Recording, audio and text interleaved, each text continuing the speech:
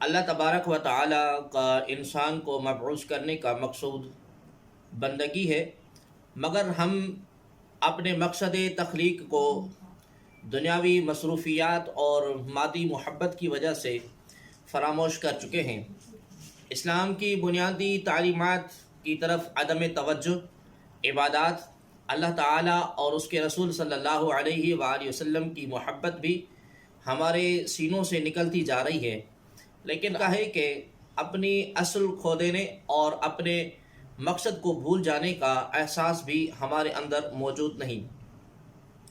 احساس کا خاتمہ اور قدر و قیمت سے لا علمی آہستہ آہستہ انسان کو گمراہی کی طرف مائل کرتی چلی جاتی ہے۔ اس صورتحال میں خاص ایام کا انعقاد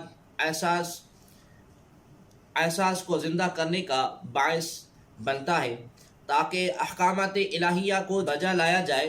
اگر ہم دنیاوی معاملات میں کچھ مخصوص دنوں کو دوسرے دنوں پر زیادہ فوقیت دیتے ہیں، ان دنوں کو تذکر و احتشام اور دھوم دھام سے مناتے ہیں، اس کے پس پردہ بھی مقاصد کار فرما ہوتے ہیں۔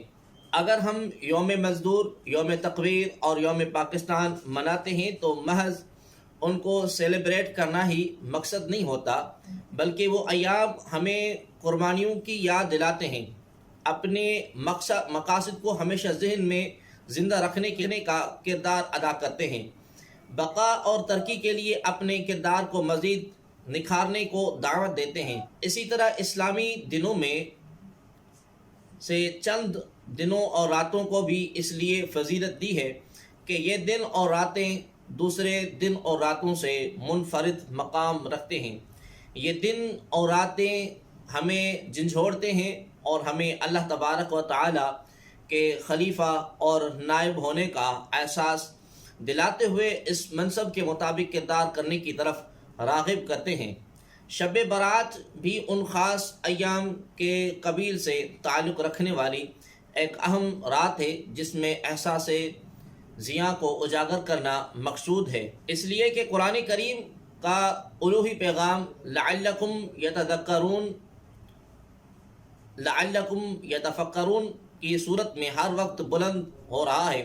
برات کے معنی ہے نجات، اور شب برات کا معنی ہے گناہوں سے نجات کی رات۔ گناہوں سے نجات توبہ سے ہوتی ہے۔ یہ رات مسلمانوں کے لیے آہ و گریہ زاری کی رات ہے، نبی کریم سے تجدید عہد کی رات ہے، شیطانی خواہشات اور نفس کے خلاف جہاد کی رات ہے۔ یہ رات اللہ تبارک و تعالیٰ کے حضور اپنے گناہوں سے زیادہ استغفار اور توبہ کی رات ہے۔ اسی رات نیک اعمال کرنے کا عہد اور برائیوں سے دور رہنے کا عہد دل پر موجود گناہوں سے زنگ کو ختم کرنے کا موجب بن سکتا ہے۔ اللہ رب العزت نے ارشاد فرمایا، حامیم والکتاب المبین انا انزلناہ فی لیلۃ مبارکہ انا کنا منذرین فیہا یفرق کل امر حکیم۔ حامیم یعنی حقیقی معنی، اس کی حقیقی معنی اللہ اور رسول صلی اللہ علیہ وآلہ وسلم ہی بہتر جانتے ہیں۔ اس روشن کتاب کی قسم، بے شک ہم نے اسے ایک بابرکت رات میں اتارا ہے، بے شک ہم ڈر سنانے والے ہیں۔ اس رات میں ہر حکمت والے کام کا جدا جدا فیصلہ کر دیا جاتا ہے۔ ابو قاسم زمخشری رحمۃ اللہ تعالی علیہ فرماتے ہیں کہ نصف شعبان کی رات کے 4 نام ہیں: لیلۃ المبارکہ، لیلۃ البراءہ، لیلۃ الصقر اور لیلۃ الرحمت۔ اور کہا گیا ہے کہ اس شب کو شب برات اور شب صقر اس لیے کہتے ہیں کہ بندار یعنی وہ شخص کہ جس کے ہاتھ میں وہ پیمانہ ہو کہ جس سے ذمیوں سے پورا خراج لے کر ان کے لیے برات لکھ دیتا ہے۔ اسی طرح اللہ تبارک و تعالی اس رات کو اپنے بندوں کے لیے بخشش کا پروانہ لکھ دیتا ہے۔ اس کے اور لیلۃ القدر کے درمیان 40 راتوں کا فاصلہ ہوتا ہے۔ یہ بھی ایک قول ہے کہ یہ رات 5 خصوصیتوں کی حامل ہوتی ہے۔ اس میں ہر کام کا فیصلہ ہوتا ہے، اس میں عبادت کرنے کی فضیلت ہے، اس میں رحمت کا نزول ہوتا ہے، اس میں شفاعت کا اہتمام ہوتا ہے۔ اور پانچویں خصوصیت یہ ہے کہ اللہ تبارک و تعالی کی اس رات میں یہ عادت کریمہ ہے کہ اس میں آب زمزم میں ظاہراً زیادتی فرماتا ہے۔ نبی اکرم صلی اللہ علیہ وآلہ وسلم نے 13 شعبان کی رات کو اپنی امت کی بخشش کے بارے میں سوال کیا گیا، آپ کو تیسرا حصہ عطا فرمایا گیا۔ پھر 14ویں رات کو دعا مانگی تو آپ کو 2/3 امت عطا فرمائی گئی۔ پھر آپ صلی اللہ علیہ وسلم نے 15 شعبان کی رات کو دعا مانگی تو آپ کی تمام امت سوائے چند نافرمان اشخاص کے آپ کے سپرد کر دی گئی۔ امام بغوی نے نبی اکرم صلی اللہ علیہ وآلہ وسلم سے مرفوع روایت نقل کی ہے کہ آپ صلی اللہ علیہ وآلہ وسلم نے ارشاد فرمایا، شعبان سے شعبان تک اموات لکھی جاتی ہیں، یہاں تک کہ آدمی نکاح کرتا ہے اور اس کے گھر اولاد پیدا ہوتی ہے، حالانکہ اس کا نام مردوں میں لکھا جا چکا ہوتا ہے۔ امام ابن ابی حاتم نے حضرت عمر رضی اللہ تعالی عنہما سے اللہ تبارک و تعالی کے اس قول مبارک فیہا یفرق کل امر حکیم کے تحت روایت کی ہے کہ آپ نے فرمایا، ایک سال سے دوسرے سال تک کے امور، شقاوت و سعادت، یہ سب کچھ اللہ تبارک و تعالی کے پاس کتاب میں تحریر ہے، اس میں کوئی تغیر و تبدل نہیں ہوتا۔ امام جلال الدین سیوطی تفسیر در منصور میں لکھتے ہیں کہ خطیب بغدادی اور ابن نجار نے حضرت ام عائشہ صدیقہ رضی اللہ تعالی عنہا سے روایت کی ہے کہ رسول اللہ صلی اللہ علیہ وآلہ وسلم تمام شعبان کے روزے رکھ کر اس کو رمضان کے ساتھ ملا دیتے تھے، اور آپ کسی بھی ماہ کے تمام دنوں کے روزے نہ رکھتے تھے سوائے شعبان کے۔ میں نے عرض کی، یا رسول اللہ صلی اللہ تعالی علیہ وسلم، شعبان کا مہینہ آپ کو بڑا پسند ہے کہ آپ اس کے روزے رکھتے ہیں؟ آپ صلی اللہ علیہ وآلہ وسلم نے فرمایا، ہاں اے عائشہ رضی اللہ تعالی عنہ، کوئی نفس بھی پورے سال میں فوت نہیں ہوتا مگر اس کی اجل شعبان میں لکھ دی جاتی ہے، تو میں پسند کرتا ہوں کہ جب میری اجل لکھی جائے تو میں اللہ تبارک و تعالی کی عبادت اور عمل صالح میں مصروف ہوں۔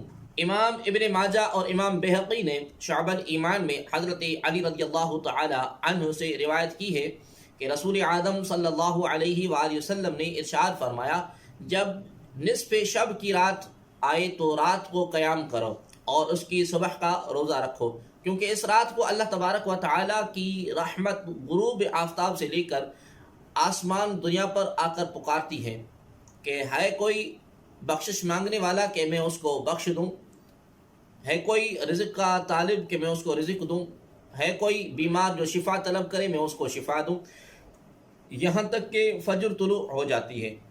بحوالہ سنن ابن ماجہ، کتاب ما جاء فی شہر رمضان، باب ما جاء فی لیلۃ النصف من شعبان۔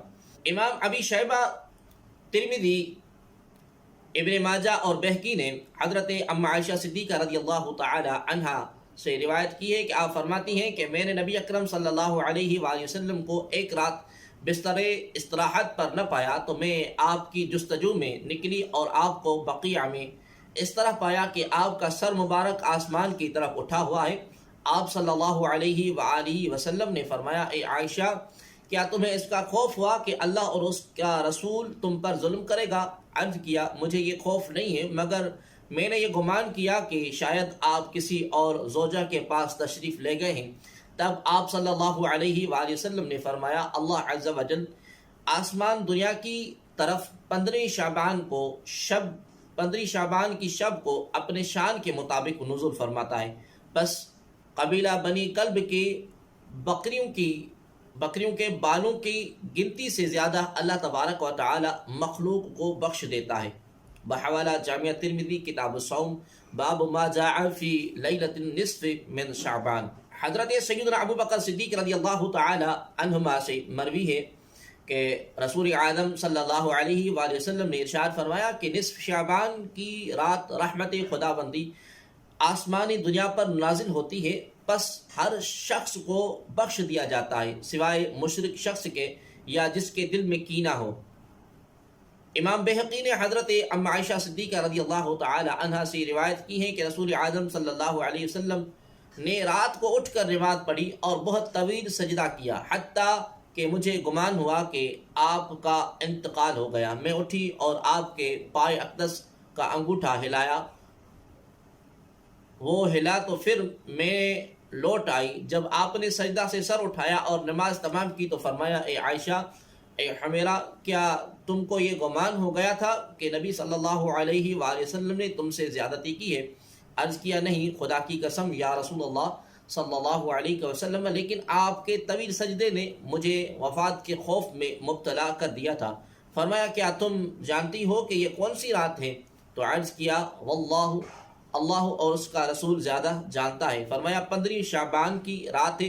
بے شک اللہ تبارک و تعالی اس رات میں اپنے بندوں پر ظہور فرماتا ہے تو توبہ کرنے والوں کی توبہ قبول فرماتا ہے، اور رحم چاہنے والوں پر رحم فرماتا ہے، اور کینہ پروروں کو جیسے وہ تھے اسی پر رکھتا ہے۔ ناظرین محترم، درج بالا اقتباس سے، تمام اقتباسات سے اور احادیث مبارکہ سے یہاں ہوتا ہے کہ شب برات بھٹکے ہوئے اور سرکش لوگوں کے لیے ایک دستک ہے جو آخرت کی زندگی کو بھول کر دنیاوی زندگی کے گورکھ دندھوں میں بری طرح پھنسے ہوئے ہیں۔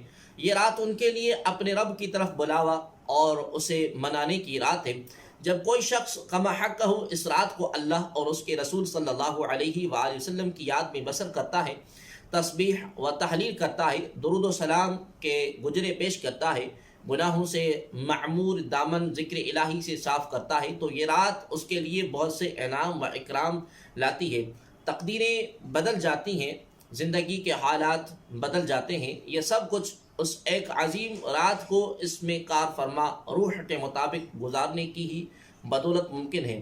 قرآن پاک میں ہے، یمحو اللہ ما یشاء ویثبت وعندہ ام الکتاب، یعنی اللہ جس لکھے ہوئے کو چاہتا ہے مٹا دیتا ہے، اور جسے چاہتا ہے ثبت فرماتا ہے، اور اس کے پاس اصل کتاب لوح محفوظ ہے۔ شب برات ہمارے احوال کو بدل دیتی ہے۔ اگر انسان احسن طور پر اس کے لوازمات پورے کرے تو یہ رات گناہوں کے ختم کرنے میں اہم کردار ادا کرتی ہے۔ اگر اس رات اپنے رب کے حضور ندامت اشک کے آنسو بہائے اور نالہ و فریاد کرے، اپنے صغائر و کبائر گناہوں کے لیے معافی کا خواستگار بنے، تو اس وقت بدحالی خوشحالی اور تنگی آسانی میں بدل جاتی ہے۔ بنی اسرائیل کے ایک بے حد گناہگار شخص نے صرف توبہ کا ارادہ کیا، ابھی مکمل طور پر توبہ نہ کی، مگر نیت و ارادہ کے سبب تقدیر بدل دی گئی اور جنت میں پہنچایا گیا۔ اگر آج حضور صلی اللہ علیہ وآلہ وسلم کی افضل امت کا ایک گناہگار اور سرکش شخص توبہ کرے تو کیا اس کی تقدیر نہیں بدل سکتی؟ بالخصوص شب برات کا تو اور افضل مقام ہے، جہاں حضور عالم صلی اللہ علیہ وآلہ وسلم کے ارشاد گرامی کی روح سے اپنے رب سے گناہوں کی معافی مانگنا اور آہوزاری کر کے اپنے رب سے آئندہ گناہوں سے سچی توبہ کرنا ہے۔ شب برات ہمیں اس عمل کی طرف دعوت دے رہی ہے کہ اس رات محاسبہ نفس، توبہ، تجدید عہد کے ذریعے دنیاوی و اخروی فلاح کا سامان تیار کرے۔ شب برات کا دوسرے دنوں اور راتوں سے موازنہ کیا جائے تو شب برات دوسرے شب و روز سے بالکل مختلف ہے۔ عید الفطر اور عید الاضحیٰ اللہ تبارک و تعالیٰ کی طرف سے احکامات کی بجا آوری کا صلہ ہے۔ اس میں انسان کو رمضان المبارک کے روزوں کی ادائیگی کے عوض عید الفطر کی خوشی عطا ہوتی ہے۔ عیدین کا تعلق ہمارے باہمی معاملات سے ہے، احکامات کی بجا آوری کا صلہ اور انعام ہے۔ اگر ہماری روزمرہ زندگی کا جائزہ لیا جائے تو ہمیں یہ احساس پیدا ہونا چاہیے اور عبرت حاصل کرنی چاہیے کہ ہم آئے روز اپنے بہت سے اعزاء و اقارب اور دوست احباب کو کل نفس ذائقۃ الموت کے ارشاد کے مطابق اپنے سے رخصت کرتے ہیں۔ ان کا رخصت ہونا اصل میں ہمارے لیے دعوت فکر ہے کہ ہم نے اپنے لیے کیا سامان تیار کر رکھا ہے۔ شب برات دنیا و آخرت کے سنوارنے کے لیے ایک فکر کا نام ہے۔